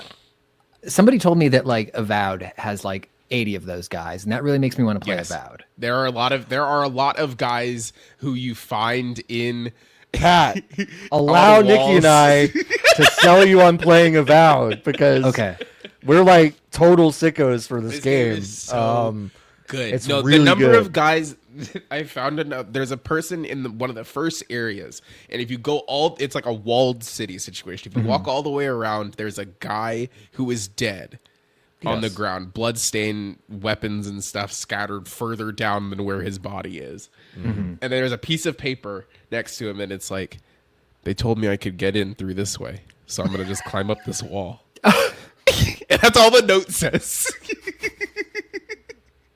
It's like, I didn't make it. That's all it says. I guess he didn't make it. I guess he didn't make it in there. It's really good. There's a person who is like, yeah, I sent all these cartographers out to all of the regions of the world, and you find all of them are dead. They're every single one of them is dead. Yeah. And you go to the first, but the way that they pitch the conversation is like, fuck, he's really worried about the one guy that is in this region that you've lost, and you're like, you go to it, and it's kind of sad. It's like, fuck, this guy's dead. He's dead. And then you go to the next one, and that guy is also dead. Oh, interesting. But the how off the beaten path these dead people are becomes more and more insane. In the third area, there's a person who was like 3 remote parkour islands away. Yes. There's nothing on the island. Inexplicable as to why this person would be all the way out here. And then you're like, okay, I guess I'll take your fucking map so I can take it back to your boss. Because you died out here. There are a lot of little things like that in Avowed. The game is full of that stuff. It's really good. It's really good. It's really, really good. There's a guy who lost his wedding ring in like a pile of shit, and you have to help him find it, which is kind of fun. You can sell your future dead body to a woman. Yep. Who uses dead people as laborers because she has bought their bodies, and then you can have a conversation with her, and then she's like, "You seem pretty good." You seem pretty fit. You seem pretty fit. You want to sell me your body? And you can be like, okay. And then she just gives you some cash and is like, thanks. And then an achievement pops up that's like, sell your body to this woman. That's great. Like, you know for a second, I thought you meant achievement. You could like physically retrieve your body from the future and sell that to her. Oh, that would be awesome. That would also you're be cool. putting she's giving you a down payment on your body so that when you die, your body will get shipped to her to work on the farm. It makes me think of a, go ahead. No, I was going to say, which is funny because, like, I don't think you get, like, a letter that you put on your person that says, hey, by the way, if you find my body, you got to send it back to this lady on the farm. But, no, it's just trust. It's just trust. I had an idea for a gun in a video game. Okay, so idea for the gun in the video game on its face is that this is the gun that when you shoot something, it turns it into a skeleton, right? Just a skeleton's left. Yeah, okay. But the company that makes this gun gets feedback that like, I'm shooting a lot of aliens and stuff, and like the skeleton doesn't look the way I kind of expected and wanted it to. So then they replace it with a gun that when you shoot the thing, it teleports, it swaps the place of a prop skeleton with the alien that you just shot. Sure. So it looks the way you want it to. But then later in the game, you go to the factory where they're doing this operation. So you just see like all the aliens like just fall out of like the teleport in the air, and the skeleton getting teleported out there. Do the aliens, when they get hit with the gun, do they die, or are they still alive when they get teleported? I haven't decided yet. I think it would be funniest if they just sort of fall limp to the ground, like they are dead. They are super dead. Them. And then there's a guy whose job it is to like wheel all these dead aliens. That was I think that the evolution of the idea was that they then put the dead aliens through a machine that turns them into the plastic skeletons. That's huge. Okay. So you're not getting your skeleton back, but you are getting a skeleton back that is made from aliens. Yeah. I think it's funny that the worse that the gun, you can upgrade to get the skeleton to appear faster. So if you have the base level of the gun, it will do the thing This is gonna take a second. This is gonna take not high and you're priority. looking and you're just like, oh, it'd just be $2 more just to get it. Because like, what if somebody else ordered a skeleton before me and the guy there's a queue. That's a good But you point. can upgrade the gun. You can pay them more to have a faster skeleton brought to you. Yeah. Randy Pitchford could never. Never. All right, Power Wash Simulator 2 also got announced, which is exciting for all you Power Wash Simulator sickos. There's going to be split screen, also shared online progress with folks that you're playing the game with. I have still not touched this game, the original, at all. It is really satisfying. I hear it's really fun. Yeah. There's nothing better than getting high and doing this. I want him to upgrade the physics system a bit though, because after playing it for several hours, I started getting like annoyed that like I think you should have to power wash from the top down of things. Oh, okay. Like you have to. Okay, like some of that has to. It should run off. That makes sense. Is what you're It should saying. run The down runoff because if you should- start from the bottom and you go up to the top, it's like this wouldn't work this way. Yeah. Yeah. That's a good point. Fluid dynamics. Fluid dynamics. Yeah, they did all those crazy. They did those crazy. License mashups, right? Is that who? Yeah, they did a Shrek one and they did a They Warhammer did Final 40K Fantasy. one. They did Final SpongeBob. Fantasy. Yeah, so I'm sure we'll get a bunch of that too. Probably the new Shrek movie with Zendaya as Finally. Michi. No, he's canceled, John. No, who's wait? What Zendaya is? Nope. Zendaya's LeBron James Michi. is Quan Chi. Zendaya is Quan Chi. Michi. Yeah. Okay, Yeah. yeah. No, you're saying the guy Danny gave. DeVito. Yeah. Yeah, He that got guy's canceled. canceled. I get it. I understand that. I get that. But yeah, it's cool that she's Michi and Shrek 2, which is She's good for her. Shrek 2. Yeah, How she's many Shrek Shreks 2. do you think there have been? No, she is Shrek 2, like in the canon. Oh, that's- Shrek, comma 2. Right. Yeah. I see. Not Anyway. Shrek. The No. number 2. The number? No. All right, that's it for news. Let's talk about what we've been playing. Pat, have you been playing anything else besides Monster Hunter Wild? Oh, let me think. I cracked open the Forever Winter just dropped an update Oh yeah. this week, and I wanted to see how that's coming along. And I still think it's going to be a really good game one day, but it's a game that you have to play thinking this is going to be a really good game one day. How long has it been in early access? A little less than a year, and if okay. I recall, they were really hesitant to even put it in early access, but apparently people really wanted to play it after they saw stuff from it. So they're like, okay, it's going to be rough. Yeah. Do you know what you're asking for? Yeah. It's really good though. Like the big change that they made in this patch was, I feel like the enemy awareness. Are you familiar with the basic premise of this game? No, please. It's a survival game, but Enlighten that's me. really all I know about it. It's a PvE extraction shooter Okay. with no PvP elements. Okay. And That's the one dream. of the points of reference they use for it very frequently is that scene in Children of Men where the dude is trying to work his way through that battleground without where two other forces are fighting. Yeah, that's sick. Yeah. It's a And great scene. he's just trying to get through it. So the game is you are just trying to salvage your way through these nightmare like Warhammer 40K Otomo like battlefields and get stuff and then get out of the other end. And then you have some combat abilities, like you have guns and stuff. Yeah. But it's generally better not to use them. But the big change they made in this recent patch, I feel like, is making the AI system more likely to ignore you if there are other threats nearby. So you can get that sense better of like sometimes if a troop, like if a squad is running past you, you don't necessarily have to go hide.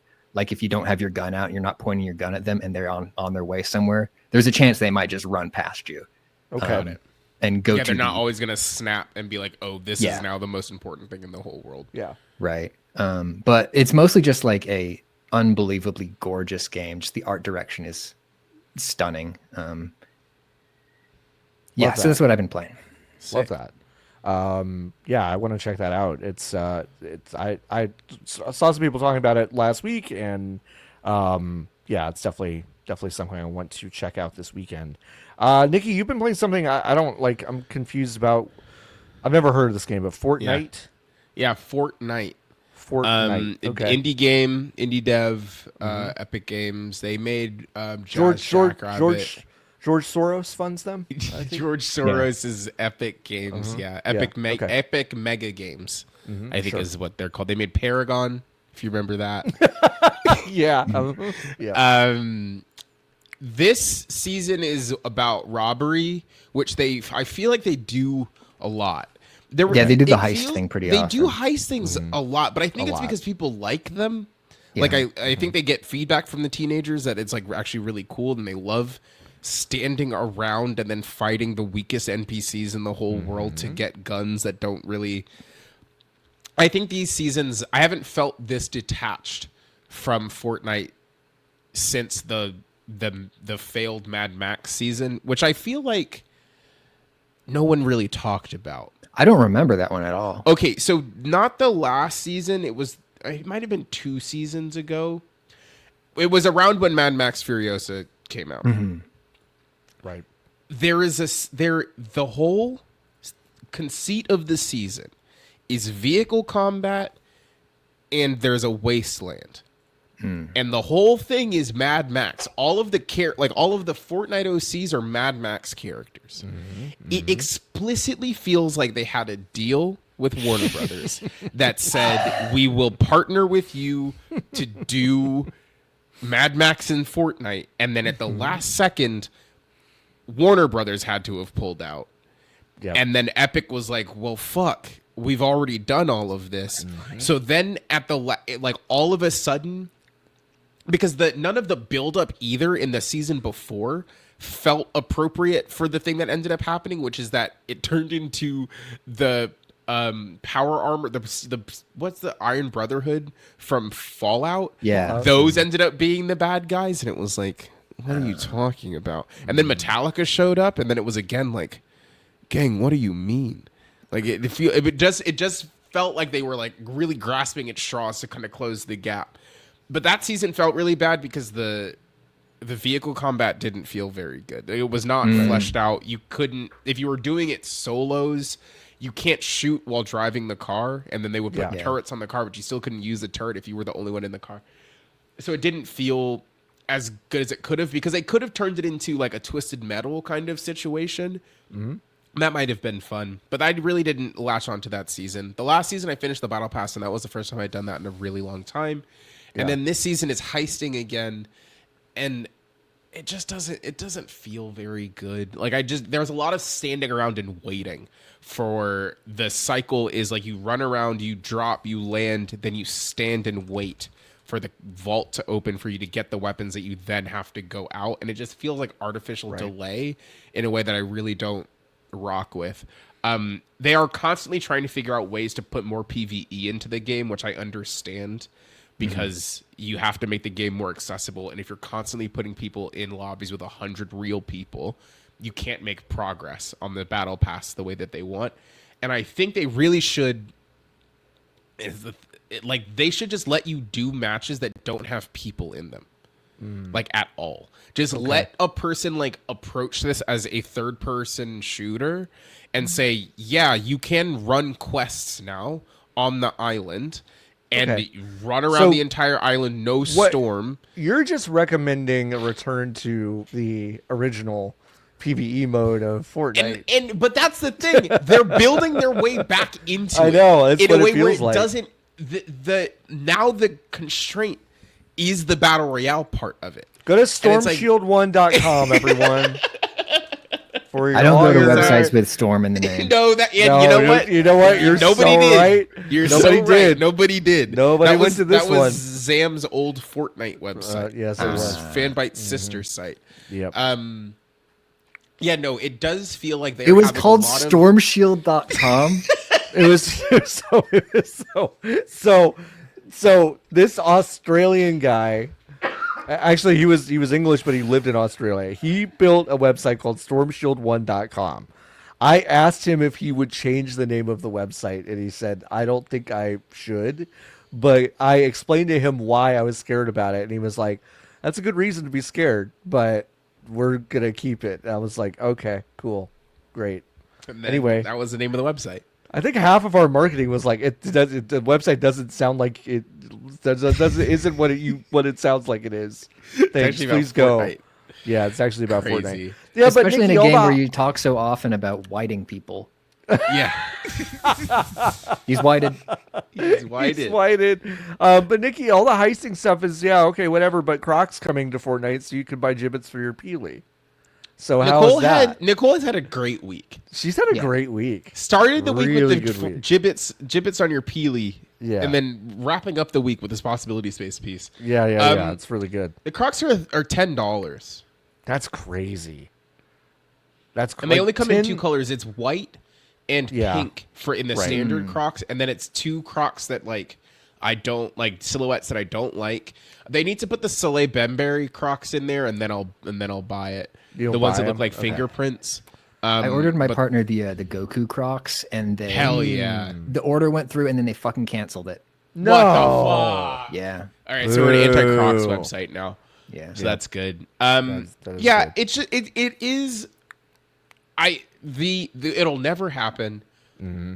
But the boss fight books, is that what it's called? Mm-hmm. Mm-hmm. Yeah. On Fortnite. Yeah. That is 750 pages long. Would go crazy.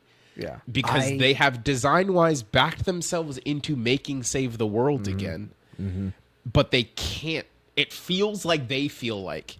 And that's my rub with it. It's not that systemically it feels good. It's the best the game has ever felt. It feels like they can't just pull the trigger and be like, you don't have to play Battle Royale anymore. Mm-hmm, mm-hmm. We just made a good third-person shooter, and you can fuck around on this map. You don't get victory royales. If you want to do those, you have to do Battle Royale. But you can just run through this. We have quest designers who are actively designing quests. We have active lore. There's 1,000,001 characters on the map who constantly want to talk to you about their relationships with the other characters. And it's like, yeah, gang, you made a video game. Mm-hmm. Congrats about it. But you're still trying to treat this like PUBG is your main, your main competitor. And it's like, no, that's not how it is anymore. Do you think a part of it, at least, is that they explicitly want to keep people in the same pool together, so that because that's how that's how FOMO works. That's how cosmetics work. Is you need to see what you want and see what you're doing. And yes, but I also wonder if there isn't a way to just have there be 100 people on the server then. Oh yeah, and then there isn't combat about it, because that's what the Lego mode is. There's a Lego GTA mode that is it's explicitly for children. It's called Brick Life. And all you do, get bricked up, kids. Kids get bricked up. All you got to do is you drop in, and it's a small GTA open world, and you can go get a job, and then you can run around the map. You get the job, and then you do the job. You come back, you get a different job. You run around, you get money, you buy a house. Your friends are all there, all dressed as and they've done 1-to-1 conversions of the Fortnite skins into Lego minifigs. Then it's that it feels like it is possible. There are modes in the game where they're like, yes, you can still run around and see, oh shit, congrats, you have the Goku skin. That's fucking awesome, dude. Cool. Okay. Without fighting against them. Yeah. I genuinely want to really, really, really know about what the licensing department and the licensing agreements look like, because we've reached the point now, right, where certain characters are allowed to wear shoes and other ones aren't. And I'm guessing that's not just a model restriction. That's probably a thing. No, it's a branding restriction. Yeah. Yeah. So my guess is Epic probably has a very specific preferred contract that they don't budge on unless the license is a certain size, a certain scope, because it could be that their legal department will draw up something different for everyone, but I really doubt that is the case at this point, because they do I think frequently. And but some of them are some of them though are the people come with the deal. So you can't, Messi is in the game.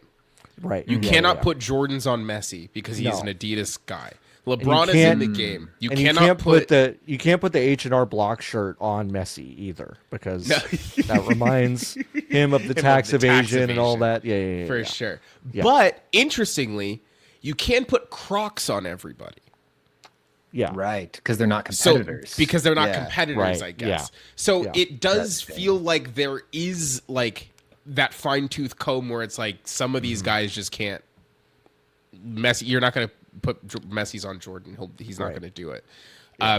But I think more broadly, like Ariana Grande will wear whatever shoes you want her to wear. Right. She's got no deal. That's just how it goes. Yeah. Travis Scott will wear whatever shoes you want him to wear. Actually, Travis Scott might not wear Adidas. His character model might not be allowed to wear Adidas. No. Anyway, that's how I feel about Fortnite. Thanks for coming to my TED Talk. Yeah, what's Mullet Madjack? It's a new game. It's on Game Pass. Fuck me, Nikki. You can't. Honestly, you shouldn't even mention it now. Like, even if it's true, you shouldn't even mention it. No, Pat, this is like this is 7 episodes in a row, I think, where Nikki has been like, get it on Game Pass. It's the best deal in gaming. Like, unironically. One day the check will come, John. One day the check will come. Okay, fine. Yeah. It is on.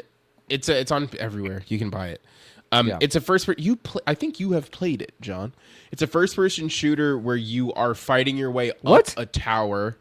Maybe you haven't played it. I haven't. I just bought it because you listed it. Well, you shouldn't have done that. It's on Game Pass. It's the best deal in gaming. It's the best deal. Thank you. See, you understand. It's a first-person shooter. It's a stylistic first-person shooter that is kind of like Angry Foot. Y'all remember Angry Foot? Yeah, which is the game where you were an alligator and you kicked guys. It's kind of like that, except you get more time the more stylish the ways that you kill people, because you're streaming and your literal lifeblood is powered by people in the stream react like that. This is the in canon. Your lifeblood is powered by the people in the stream liking how good you're doing on your way to rescue the person that you're trying to rescue. I've only played like 15 minutes of it, which is only the first couple of levels, but it's a high-paced, lots of style, like visual aesthetic, like really leaning into like this cyber techno skeletons and robot skeletons and that kind of stuff. Vibe. It's really good. It gets you into a flow. The tutorial is very much like, it is not about how fast, and there's a big thing in a box that comes up. It's like, if we want you to remember one thing, it is not about how fast you are moving through these things. It is about the flow of you moving through these stages. And I haven't played very much of it, but it looks really cool. Sick. I played a game called Skin Deep during the Steam Next Fest. I didn't even mention it on the show, but that is a Brendan Chung joint. So Blindo Games. He did 30 Flights of Loving, Quadrilateral Cowboy. He and former John boss Laura Miche are making a game called Skin Deep, which is basically an immersive sim where you're supposed to rescue cats from different levels. And what's the main character's name, John? Because it's the all-timer. Nina Pasadena. All-timer. It's really good. It's a really good name. It's really funny. It's essentially a slapstick game where you can slip and fall on things. And hang on. You can lay down and roll through like in Skate. Like you can roll through every single doorway if you wanted to. You can get bags of pepper. And you can hit the bags of pepper over guys' heads to make them sneeze. And they'll sneeze. To distract them, which is really good. It's really fucking funny. Yeah. It's built in the Doom 3 engine. Yep. It's Intech 3. Which is really good to me. This looks really funny. Yeah, it's awesome. It's really funny. Is it supposed to feel / look a little bit like No One Lives Forever? Yes. Yes, it is supposed to look a little bit like that. Yes. Interesting. Yeah, no, very interesting. I really liked it. That was probably my favorite demo that I played. I also played a game called Half Sword, which is a TikTok ass game. If you've ever seen it, these people will basically just like, it's a physics heavy medieval weapon fighting game, and it's really fucking funny. And also brutal and hard to. It's like easy to pick up and hard to master, I would say. And I've enjoyed that. What state of release is that in right now? That's still, I think, early access, and Okay. it's like not a lot under the hood. The actual UX of like a flow of getting into those matches like sucks. Like it's really bad. There are like 3 extra steps that like a modern game should not have. But hopefully they can correct that in short order. Medieval? Oh, Chivalry. Chivalry, sure. Chivalry was like Battlefield medieval. That game was so fun. Yeah, I love Chivalry. That game was. I love throwing. You could pick up a chicken and throw it at somebody to kill them. True. Yeah. Video games used to be good. They used to be good. Or poop. That's true. That's pretty much all I played. I re-downloaded Fragpunk, which is a game I played in its alpha state a long time ago. It's free to play. Cards. It's the one with the cards. They change every round instead of kind of like buying necessarily like different weapon loadouts like you would in CS or Valorant. It's kind of perk cards, which they get played and change basically how every round is played. Super gimmicky, but that's the point, and the gunplay actually feels pretty good for one of those. So I would recommend it. It's free to play. You can check it out this weekend. It got a, quote, full release on March 6th. And I'd hurry because most of these games are up for about 2-3 weeks and then they go away forever. So yeah, but if you have the demo, you can get it still. Yeah, that's true. Hey, let's answer HIVE questions. Listen, every single week you can go to vgbs.com/join. If you join the HIVE, you can go to our Discord, discord.gg/VGBs, and ask us questions. We have a bunch today. I'm going to try to be choosy here. Lovic asks, and this is kind of a news story as well, I'm sitting here baffled by Copilot for gaming. What's one aspect of your life you wish you could have a Copilot type AI for? This is basically just PlayStation's version of that shit that they dropped. I think they don't have that anymore. The thing where you could be like, help, like, Joel got face blasted by a golf club. What next? Like, and you can just kind of see what happens. What do I do? This is basically just that, but for Xbox games. Yeah, except it like all it does is it skims IGN.com and Polygon.com. It takes the guides and says, "Look at all this information that Microsoft has." Fucking annoying. Fuck off. Yeah. Nobody is asking for this. No one's asking for it. Sucks ass. My real answer is that sometimes I do wish I could have an AI read the recipe that I'm trying to make right at when I'm trying to make it, and I could just ask my phone from like across the room. Fuck. What now? Is it 1 tablespoon or 2 tablespoons? Which is like all it would do. For sure. It's just all it's crawling is literally the one recipe that I have on my screen. Yeah. No, for yeah. sure. I think that that's what I want. Yeah. I think I would love an AI that made doctor's appointments for me. Ooh, that's a good one. Yep. Because I'll go to them if they're on my calendar, but I won't make them. Yeah. Yeah. No, that's fair. It really sucks to make them. I mean, it does really suck. So I get that. They called me to make one today. That's nice. Which I think was the first time that it had happened in a really long time. But they were cool. like, "We're here to make your regular appointment," and I said, "Oh, thanks." And they said, "Here's what it's gonna be. Is that okay?" And I said, "Yeah." Do I remember when that is? No. No, it's in April. Though. Are they going to send? Are they going to send you a reminder a day before, and then you've like double booked it, and then it's fingers crossed. You'll have to. All right, good, great. No, Nikki, did you have an answer? Was that it? I didn't hear the question, to be completely honest. What would you like to a real Copilot working AI? A shoot AI? Oh, if my car had a guy in it that was like, hey, here are the things that you can fix on the car and how to do it. That would be nice. But most of these things are solved by watching a YouTube video. And on the car, at least specifically. That's my thing. Okay. My Hero Zero asks, what would you rather play, the Quiet Man or the Bouncer? Quiet Man. Bouncer. John, break the tie. The Bouncer. Bouncer's a top 10 PS2 game for me, so I would play that game. Yeah. Quiet Man's not very fun. Do you do parkour because your mom is dead in the Bouncer? No.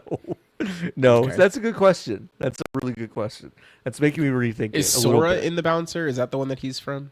that where he comes Well, that's where all those pants are from. Yeah. Yeah, I see. no more. Everyone character design on the bouncer. Yeah. Everyone Everyone so just looks fucking like funny to make a game called The Bouncer and then have Nomura do character design for it. Yep. Yeah, it's really, really, really good.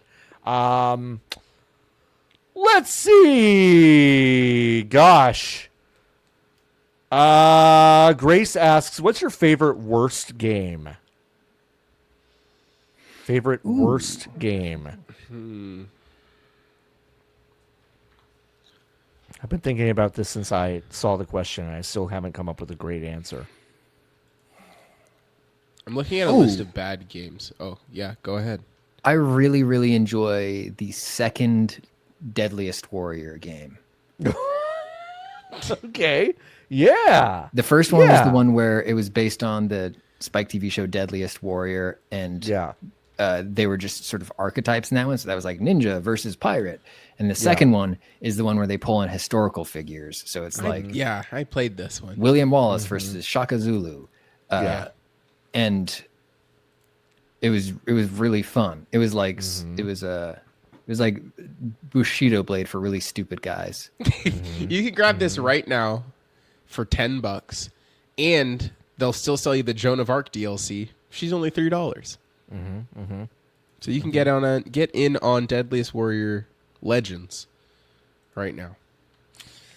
I think my answer is Bug for Sega Saturn. I really like that game. But that game like fucking stinks. Like I replayed it recently. I'm like, man, this game fucking sucks. But I still really like it a lot. Bug from Bug is one of like the dozens of video game characters who I had like a weird attachment to, despite never having played their games. I would just look at characters in video game magazines and then learn to draw the key art. So I would just sort of have to imagine what was going on in Bug's world. But I got really good at drawing him doing that pose. Yeah. Classic he did have like a cool pose. Yeah. Like I'm too cool for this. I'm Bug. Yeah. He was like in a movie or something. He was like a movie person. That was his whole deal. Yeah, bad. Nikki, did you have an answer or no? Star Wars Battlefront 2 is on this list. Like the one with bad games with the microtransactions. With the microtransactions. But that game was not bad. That game wasn't bad though. Yeah, no, it wasn't. It was just the part where you had to spend money on it was bad, but I didn't spend money on it. I didn't, so it was fine to me. Correct. But that's my answer. Okay. Great answer. Totally fine answer. What's this is from Jason. What's the first game you finished all the way through, and the most recent? The first game I finished all the way through. What does that mean? Like by myself? Is that what the question is? The first game you beat. I got to the credits of Rayman. What the fuck is that game called? No. It's not the Rayman game you think. Rayman Legends? Is that what it's called? Rayman Legends? Nope, that's not it. The first game you beat was released 2 years ago? I'm just kidding. Relax. Rayman Arena. Rayman Arena? Rayman Arena? What is Rayman Arena? Is that it?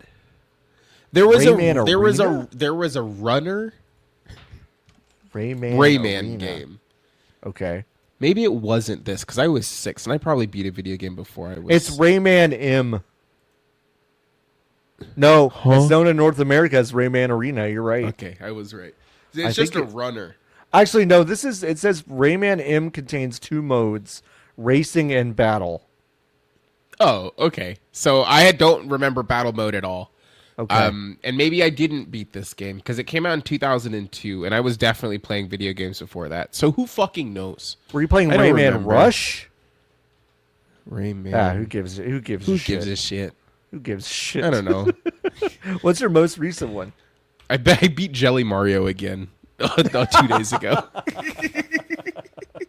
And you also what set a world record? I also got a world record split on Punch Out. That's crazy. I can count on my hand the number of times I played Punch Out in my entire life, and I didn't know what I was doing when I beat Glass Joe. but I got a 42-second Glass Joe split today. And the on video, a web emulated version of Punch Out while using my keyboard as the controller. And the video is cool because it's being moved. The window's being moved around. You can't even really see you beating it. You just catch the last like 2 seconds of it, which is really cool. It's great. Yeah. So congrats on that, Pat. What about you? What's the first game you beat? What's the most recent game you beat? I think the first one would have been Super Mario Land 2, the one that had Wario in it for the first time. 6 golden coins. Sure. Yes, yeah, because I had that on my Game Boy, and pretty much just that. And I don't know. I guess what I've done to Monster Hunter counts as beating it. I think what I've done to Monster. What I've done to it counts as beating it. I think that's probably true. My first was Super Mario Brothers 2. I don't think I beat the first one until like later.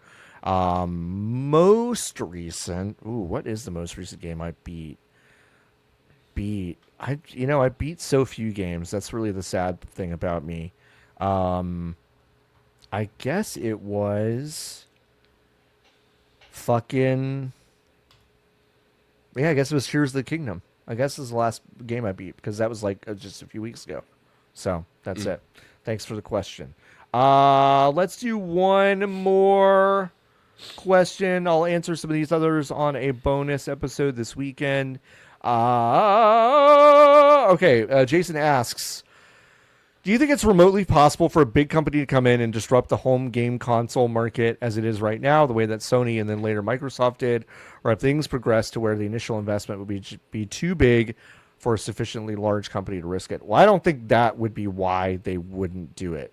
I'll say that. Like, there are companies out there that could, but I don't know if they would. Yeah, it feels like a really big undertaking that the people who are currently in the business don't want to do anymore. Either. Yeah, that's also what it feels like. So the idea that someone would want to come in and yeah. Hey, do you think Phil wants to do any of this shit anymore? No, he doesn't. No, he I don't think so. No.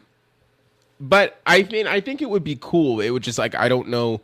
The only company that is poised, I think, to do anything like this is Valve. If they decide to put to do Steam machines again, but I don't think they will, because for what purpose? Right. I think it can be done, but whoever does it, it's gonna have to be the person who can get Mario and Sonic into the same game. It's gonna take that. Yeah. Finally, for once, because once that happens, I think the world's gonna change. Yeah. I genuinely don't think. Because like you're saying, it doesn't feel like the people who are making video game consoles want to be making video game consoles anymore. Yeah, Nintendo is the only company who is amped about doing it. Yeah, Sony and Microsoft is ball and chain to them. So, yeah, tough. It feels like to me that someone could do it, and I can name like 7 companies that could, but almost all of them are too busy making like even more irresponsible decisions than starting a console. Like, so I just don't think they would back off from those weird choices and do something else. I'll tell you what, people still, I just was at South by Southwest. People still think VR is happening, which is crazy. That's huge. Oh no. Did you tell them? Yeah. I like, that is what makes me feel craziest about conversations in tech, trying to like launch a product and stuff and talk to people about the games industry. I was like, oh, it's so clear that like none of you talk to any like media people like at all that study this stuff. Like you never ever talk to anyone, because it's just like the adoption is just not there. And there are so many practical, like there's a group that's selling like one of those big treadmills that like still Yes. Still, that same company. It costs $3,000. They've raised They've raised like $41 million. It's got like the most It's like the most Tommy Tallarico thing I've ever seen. It's the one where you got to put the shoes on, right? Because the floor has There's Jesus Christ.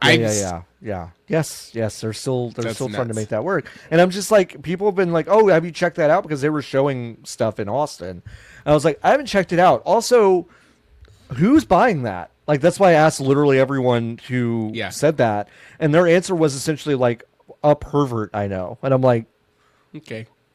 Cool. That pervert is going to be like, that's a business, but it's like, it's not a business that's going to sustain when it's raised to do all that. And they've also been trying to get it over for 6 years. For 6 years. I'm imagining Mark Zuckerberg pumping billions of dollars into the Sibian industry. Yeah, that's his next big move. 100%. Yeah. It's the only way we can make money. These machines are really emotional. They're tapping into our deepest emotions. Yeah, I could see him absolutely doing that. But that's kind of my answer. I mean, a lot of these people still are trying to make VR work, so they're really not thinking about disrupting the home console market at all. Thanks for all these questions, folks. I will do a bonus where I answer. There are like 3 more of these questions that I'll answer on a bonus this weekend. Go to bgbs.com/join if you want to join the Hive and get those bonus episodes. Of course, I appreciate all of you. Let's get out of here. Hey, Pat, what do you have to plug? Where can people find you? What should they be looking out for? I guess mostly Polygon's YouTube. That's youtube.com/Polygon. If you have a friend who's thinking about getting into Monster Hunter, please send them my guide. I feel like it's a very good on-ramp for people who are coming in with not much background, and that is the intent of it. Other than that, yeah, just I'm on Blue Sky, Pizza Suplex, no spaces. Perfect. Thanks, Pat. Niki, what about you? You have anything to I have a newsletter called Yes, you do. Make You Think. It comes out every Friday, and if you pay me, you get more of it. Which mostly, honestly, is shaken out to I send you pictures that I take that I like. So they don't really do that on Instagram you know what? anymore. They're really good pictures. Thanks. I appreciate it. And that's it. GiantBomb.com and GameSpot.com are joining forces for the first time. No. I didn't think you were gonna read the press release. Go ahead. No. You know what? I'll pull it up. No, we'll do that. Y'all just read it. Giant Bomb press release. Just read it. Wow. I did write GameStop. GameStop? No, it's okay. Yep. I got it. From Monday through Friday, you can tune into GameSpot or Giant Bomb on both brands' YouTube and Twitch channels, as we'll have a block of gaming programming to keep you entertained, starting at 9 a.m., 12 p.m., 9 a.m. Pacific, 12 p.m. Eastern every day, and running until around 2 p.m., 5 p.m. You can expect a combination of GameSpot and Giant Bomb shows for the full 4 to 6 hours that comprise the daily power block. The Bombcat, whatever. We're fucking live for most of the day, every day now. I don't know what to tell you. I don't know. I don't know if we need a press release about it, but we did one. The press release did make me laugh. I was like, okay, but no, that seems cool. It starts on the 13th, so that was today. That was today. Yeah, oh, it went amazing. well. It went really well, actually. Good. I'm really glad. So that's exciting. We've got the normal stuff that you come to Giant Bomb for, and then the GameSpot folks have cooked up a lot of stuff. There's a new show called the GameSpot Show, which was delightful today. Real Attack of the Show positive vibes, which was nice. That's fun. Yeah, that's fun. It felt like your memories of Attack of the Show, not the act of actually watching Attack of the Show. Because if you did that, then it would be violent and repulsive. Yeah, sure. I'm sorry. Wait, who do they think is going to pick up the press release? GameSpot? Yeah, I guess. It's a really good question. I don't know. Good question. Yeah, the local papers. Will y'all pick it up? Can you do that? Can you do a video on it? Like, why? I don't understand. Like, what? The local paper editor just like pacing around like, we don't have our front page yet. Yeah, Pat, get your award-winning video team on this, please, for us. Yeah, we'll have something for you in 3 to 4 months. Awesome, thank you. I appreciate it. We'll definitely still be there. Niki, no, don't say that. I'm kidding. Yeah, we're kidding. The prisoner of war block is never going away. All right. Things that you can do for me. Go to Interstate 35. Go to Interstate 35. No. Okay. See ya. go play Interstate 35. It's a game that I published late last year. It's going to be a Ludo Naricon in May, which is very exciting. Go get a glider. I don't know if you want to play video games with your feet. Actually, shoot! This is an announcement. That shit's going up in price in like 2 weeks. So if you want to go get it at a discount, go to feetlegal.com right now and get a glider, and it'll get to you. How do I sometime spell in May. that? Feetlegal, FEETLEGAL. Awesome. .com. Feetlegal.com. Yep. You're about to be able to buy a shirt that says, ask me about the website, feetlegal.com, That's which is good. Anyway, folks, that's what you can do for me. And you can also go to vgbs.com/join, join the Hive. I'll probably be around sometime this weekend to stream some, maybe. And then we will be back with Wake Up Honey. It's Tuesday on Tuesday morning, twitch.tv/VGB. Sorry we missed this week. But we will be back with a bang, watching some Joe is Hungry, like we always do. All right. That's it. The longest outro ever. Thanks again to Pat Gill for hanging out. This was a blast. Thank you. It was fun. Yeah. And until next time, keep on buzzing, everybody. Bye. Oh, shit. I have to turn it up. And then back down, yeah. And then what? It's